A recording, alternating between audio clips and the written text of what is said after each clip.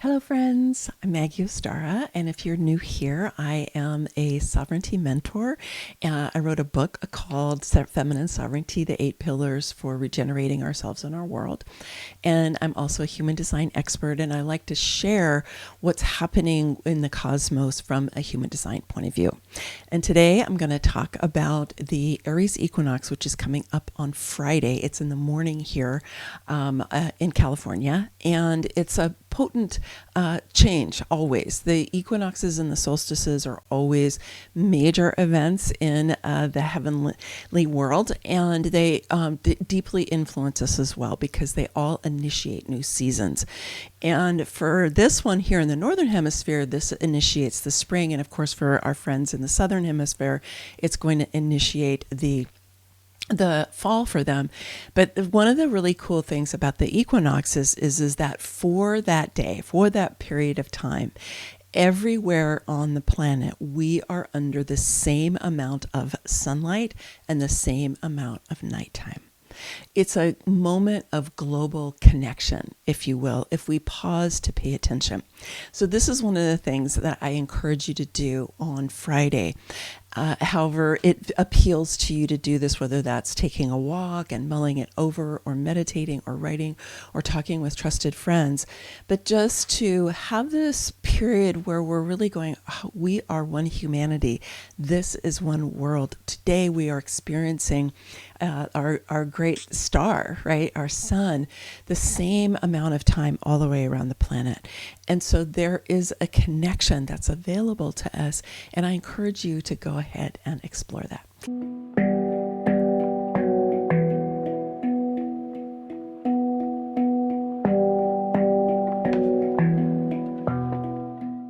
So as I said, equinoxes and solstices are considered really kind of the holy days in earth-based spirituality, if you will. These are the solar cycles. We often focus on the lunar cycles, right? I've been talking a lot about the new moons and the full moons, and those are very significant because of the way that the moon actually influences all of us as well as the living world around us, because the gravitational force of the moon does absolutely influence us, and we are mostly water, right? And the planet is mostly water, and so we're very influenced by this ebb and tide of the moon. But then we also have the solar cycles, and so this is really the true seasons is when we are moving according to the equinoxes and the solstices. And as I said in the intro, the equinoxes are this moment where we have a kind of global unity, if you will. And I do encourage you to lean into that, even if it's as simple as, meditating and tuning into the earth for a few minutes.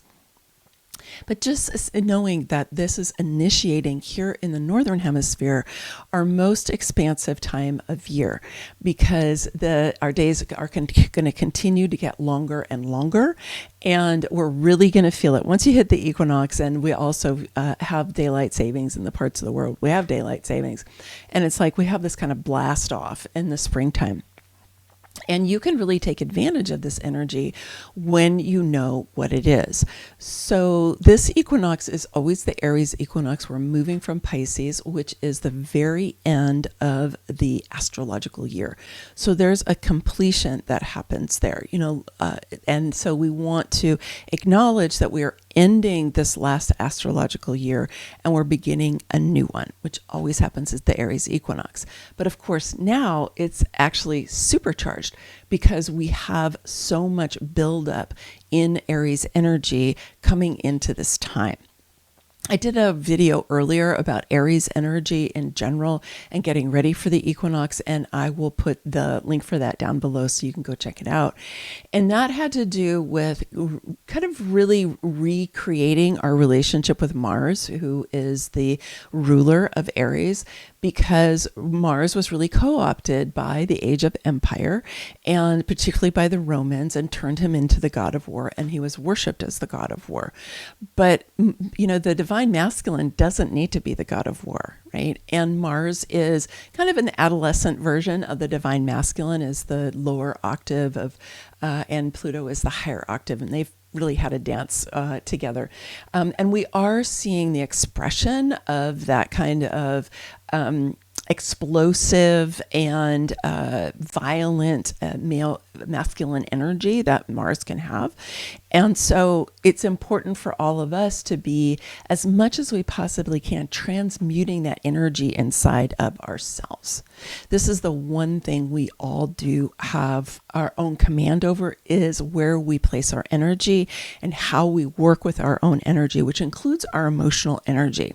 Because our emotional energy is the strongest energy that we have. If you just think about when you have really strong emotions, it's like they just pour through your body and they can kind of take you over, right? Whether that's absolute joy or whether it's anger or whether it's despair, right? And so you want to be able to feel your emotions, but not necessarily be ruled by them, unless at a particular time you decide to give yourself over to them. Like, for example, when my mother and my brother died a few years ago within a week of each other, and I actually purposely created appointments with myself, if you will. I scheduled in time to be with myself, to really give myself over to grief, to really just get inside, feel the grief, and let it move through me. And I completely gave myself over to it. But that was purposeful. And I knew what I was doing. And I think that's important. And it can be important for anger. It can be important for despair, although you got to watch out for despair because it can kind of keep pulling you down, right? And joy too, where we're like, okay, I'm going to have a really good time. I'm going to be joyful. And we have a purpose around that. But we want to make sure when our emotions get out of our control, because when we do that, we kind of get stupid because there's parts of our brain that start to be in control of how we're thinking, how we're feeling, and how we're behaving.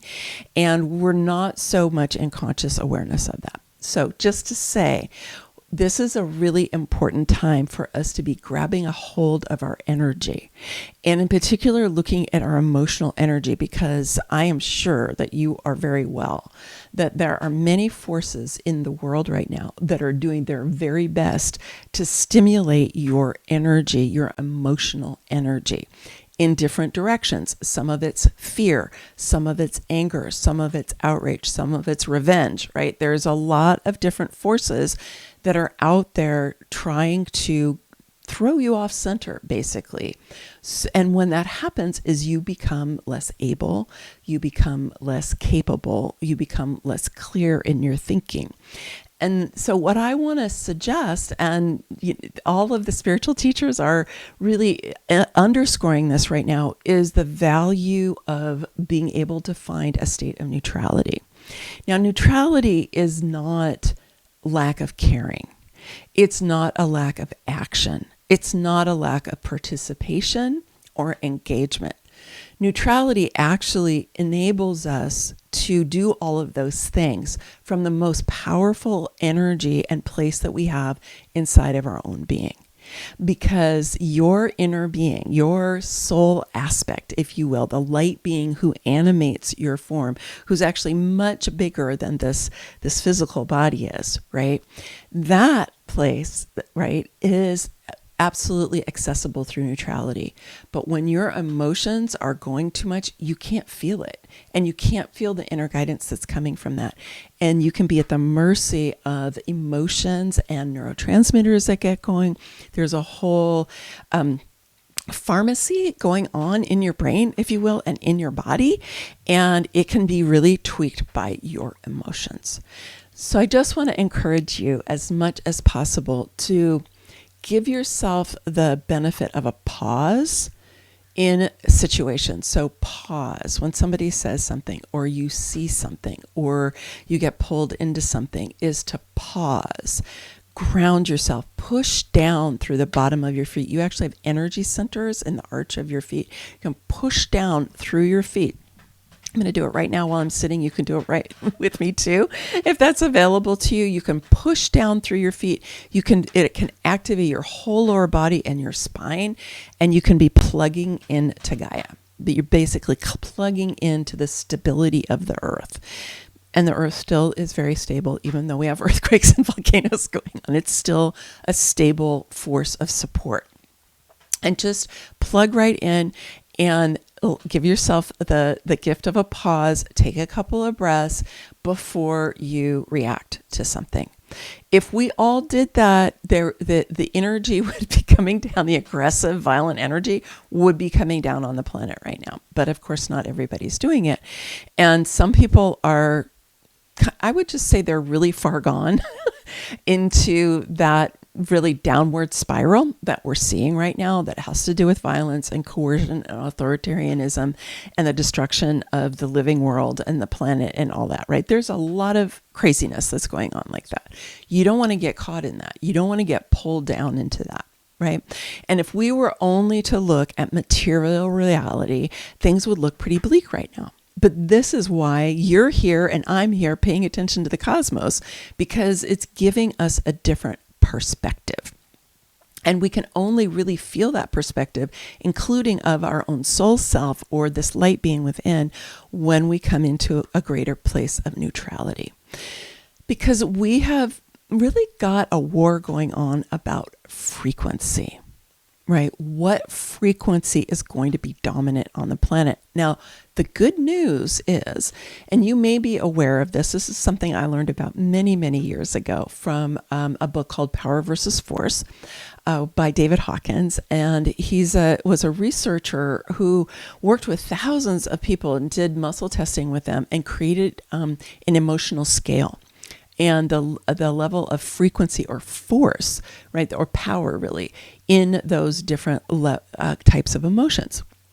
And one of the conclusions that he came to is that people who are at higher frequencies can really balance out other people who are at lower frequencies, right? And he was talking at that point, he was talking about Jesus and Muhammad and Buddha, right? About how we have these great avatars who have been on the planet, who have helped to literally balance out the negative energy, the lower downward spiral energies of, of shame and despair and self-hatred and things like that. Can balance out like millions of people when we really have a great avatar. Well, we're in a time where we're not really looking for great avatars right now. What we're doing is we're growing the avatar within. That recognition that you are a sovereign spiritual being, learning how to really have command of your emotions and your thoughts and your energy and how you're behaving in the world and your speech and what you're putting out, right? That this is what we're doing because we are developing our avatar selves. We have entered into the end of the age of the guru, right? We're seeing this all over the place. I mean, I even just saw Dolores Huerta acknowledge that Cesar Chavez, who, certainly was a hero of mine when I was younger, also was sexually abusing young women, right? And I was like, Cesar Chavez, oh my God, So there's people, right, that we're finding out about. And so some of our heroes from the past, I know from some people I've talked to, Deepak Chopra, they're like, he was a teacher for them. He was a main teacher. So there's a variety of different places where this is happening. And it's the end of turning outward to gurus to tell us what is true. It doesn't mean we can't learn from each other, right? I mean, I hope you'll continue to learn from me, and I continue to learn from many people. But I choose to learn from people whose primary intention is to help me learn how to grow my inner guidance, not to follow them, but instead how to come in here and how to really connect with my own inner being and what it is that she's sharing with me. And that is also what I aim to do in my videos and in my programs and so on, is to always help you find the way to connect with your own inner guidance, not necessarily to follow mine, right? When I do readings, a lot of times I'll say to people, I'm the expert on human design, but you're the expert on you. We're going to co-create a new understanding for yourself using human design as a tool and an ally and a partner.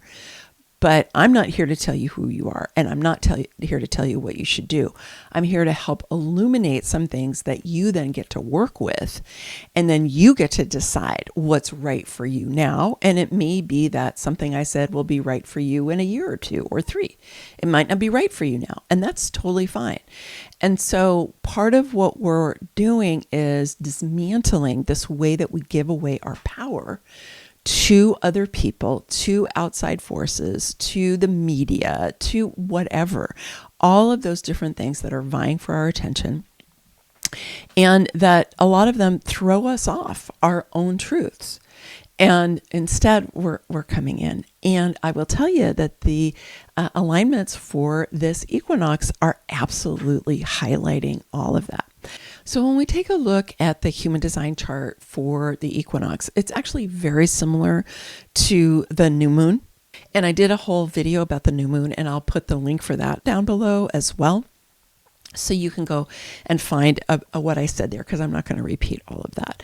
What I want to emphasize here is that, yes, the gate 25 is highlighted. We've got the sun and Neptune in the gate 25. Now, the moon was there for the new moon. So we just had also a potent new moon in the gate 25. But now we've got the sun who has joined Neptune there. So Neptune has been in the gate 25 for over a year and is going to be there for another couple months. And so we've got this energy of the love of spirit, because the gate 25 is the love of spirit. And of course, Neptune is one of, the ruler of Pisces. This is a lot about this great love energy, the great unknown, the undifferentiated place from which all things come. And that is that divine love, the infinite, if you will, that is Pisces, that Neptune rules. And so we've been really being ushered into and saying, okay, what is our relationship to spirit? And the sun is here now, right? The sun is saying, pay attention here. Neptune's been here, but we get this big blast that comes in with the sun.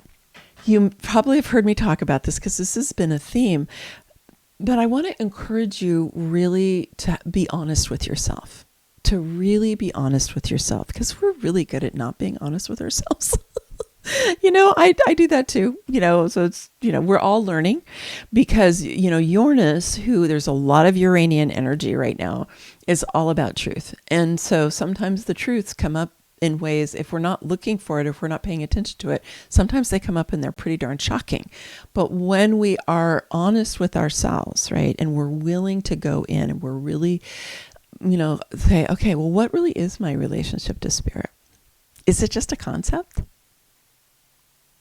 Right? Because for a lot of us, it is a concept. It's like, oh yeah, oneness, unity consciousness. Yeah, right on. But do you feel it in your body? Do you act that way when you move through the world? How is this actually showing up for you in your expression, for example, or the decisions that you make, or where you spend money, where you spend time, the people you spend time with? Right? Are those all in alignment with your love of spirit or not? And the love of spirit is best experienced through that G center, which is the center for love, unlovability, identity, and direction. So it is a love energy for sure. There's also a neutrality here, that divine neutrality. Because the love of spirit will call us into a deep state of peace and neutrality, where there is almost no thought, almost no movement. It is the grand pause, if you will. One of my main spiritual teachers is named Oren, and he is a light being. And he likes to talk about consciousness at rest and consciousness in action. Right? Consciousness at rest. Consciousness at rest is that neutrality at the 0 point in the center of your heart. And this is the place that from which we have the greatest ability to create. So our creative force, our intuition is greatest right from that 0 point in the center of your heart. And here it is. We've got Neptune and the sun here are saying, are you paying attention to what's going on in your heart? And then in addition to that, we also have Venus and the moon is in the gate 51. And so we have the whole channel going on between the will center and the G center. And this is the channel of the priest or the priestess or the shaman, and also known as initiation. And the gate 51 is known as the gate of shock or the gate of initiation in quantum human design. And so this is highly initiative energy right here at the spring equinox, which is the initiation of this whole new year, this whole new season, and I would say of the new era that we're entering into, of New Earth. This is a powerful initiation point. And we do that by initiating ourselves into higher consciousness with Venus in that gate 51. And now the moon is here. And in human design, the moon is what drives us. So the message could not be clearer, right? It's like, what is it going to take for you, for me, for any of us to make our connection with spirit our number one priority? What's it going to take? Is a fire going to need to come our way, or a flood, or a volcano, or authoritarian strongmen, or losing a job, or losing a relationship? You know, what is it going to take for us to let go some of our tethering to the life that we've had and step into a new state of possibility, and to learn to grow our skill to work with that energy of new possibility? Also with Oren, he has a book called Spiritual Growth that I would highly encourage you to get. Sinea Roman was his channel, and they wrote it together. So it's by Sinea Roman. It's called Spiritual Growth. It's been around a long time. It's like published in 89 or something like that. But he's got a chapter on the void, which is where most of us are right now, right? The old is dropping away and the new is nascent, but it's not here yet. And then a chapter on probable futures, like how can you go into the void and then sense into the different timelines that are available to you, feel into which has most light and which has most energy, and then you can start to move forward into the timeline that has the most juice for you, if you will, right? And this is a way that we start to create our lives with energy first,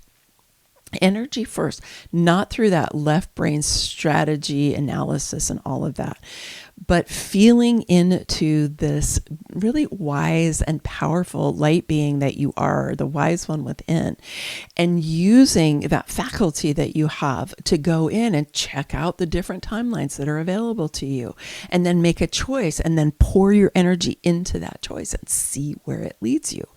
This is not at all a rational process or a strategic process or a logical process. It requires a lot of faith and trust in that spiritual connection, right? And if you don't have that spiritual connection developed, you might not even occur to you to try to do something like that. Or if you do it, you may not trust it, right? Because you're like, I don't even know if that's true. And this, again, is why building our relationship with our own inner guidance is the number one thing we can all be doing right now. You've probably heard me say this many, many times. And we do have so much support. Yes, we have all of this energy in the gate 25. Yes, it's backed up with the energy in the 51, creating that whole channel. We're also moving into a very powerful Aries season. At this particular equinox, we have the gate 25, the 17, which is where Saturn is now, the 51, which is where the moon and Venus are. And then we also have Chiron and Eris in the gate 42. This is all in Aries. And in April, we're going to have as many as 9 heavenly bodies in Aries. Well, Aries is sovereign energy. Aries is like, I take command of my life. I am in charge of my life. I am a sovereign being. I am expressing my own soul essence and the soul qualities that bring me the greatest joy through my human form and bringing them out into the world. So this is an initiation into a whole season, right? An Aries season where you're going to have all of the energetic and spiritual support you need to make powerful decisions, powerful new decisions, to leave behind things that you just haven't been able to leave yet, right? But they don't serve you. They are keeping you in a box, or they're keeping you behaving in ways that you don't really even believe in anymore. And also the things that you thought were making you safe and secure, but you're realizing maybe not so much, right? So the true safety and security comes right here. This is where it comes from. Okay. It doesn't come from all that stuff out there. It doesn't come from money. It doesn't come from reputation. It doesn't come from status. It doesn't come from the networks you're a part of. It doesn't come from any of that. It comes from in here. A caveat is, of course, there are many people around the planet who are in situations where they don't necessarily have the ability to do that kind of spiritual work. There are people who are just trying to make sure that they have water and they have food for their kids, and that they are, they're safe in their physical environment. There are a lot of people like that, and there are a lot of people who are being influenced. So if you're one of those people, I want to say that those of us who have the ability to do this spiritual work, we're doing it for you too, right? We are doing it for all of us. We are participating in this frequency war, if you will, if we want to call it a war or struggle or whatever.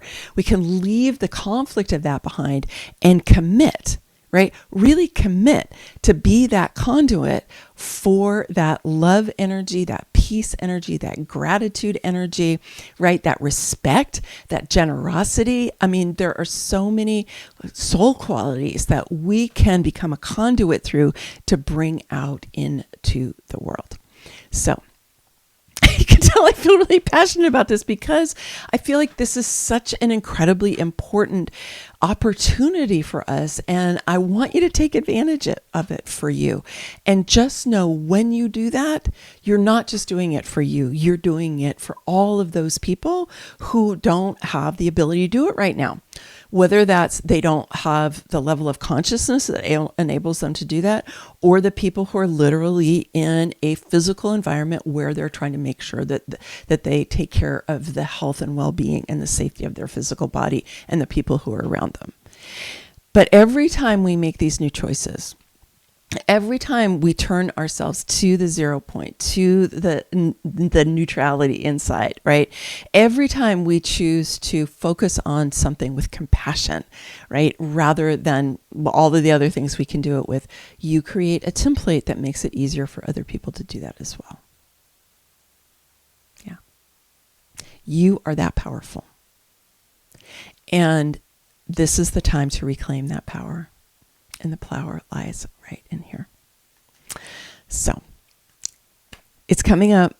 It's going to continue through the season. It's not just one day. Yes, there is a potent thing that happens on Friday, but it's not just the one day. It initiates all of Aries season, which is going to go all the way, through April till about the 20th of April. And then it also initiates the new season, which is this whole springtime here in the north, fall in the south. And as I said, really initiating a whole new era focused on the new earth. So I encourage you to do this. Gather with some good friends if you want to. If you want some extra support with this, I did create a fun quiz. It's geared for midlife women, but it's really about helping us to understand, where are we in this process of awakening, right? I mean, I've just been really talking about that, how we wake up and how much cosmic support we have for doing this right now. And I really challenged you, I'm like, what is it going to take? Well, if you take the quiz, you'll get a sense of where you are with certain things, and I will be giving you resources that can help you understand this better for yourself and know what it is that you want to focus on and how you can start to grow this real skill inside of yourself around focusing on the 0 point and bringing in greater spiritual guidance through that point of view, so that you always have ballast against whatever the outer forces in the world are doing. So I'll put a link for that down below.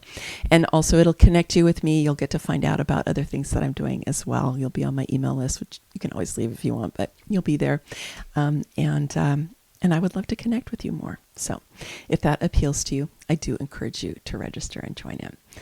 But in any event, make the most of this, my friend. Make the most of it, because this is a once-in-a-lifetime event. This isn't going to come around again. So make the most of it. Okay. Many blessings. Much love. Bye for now.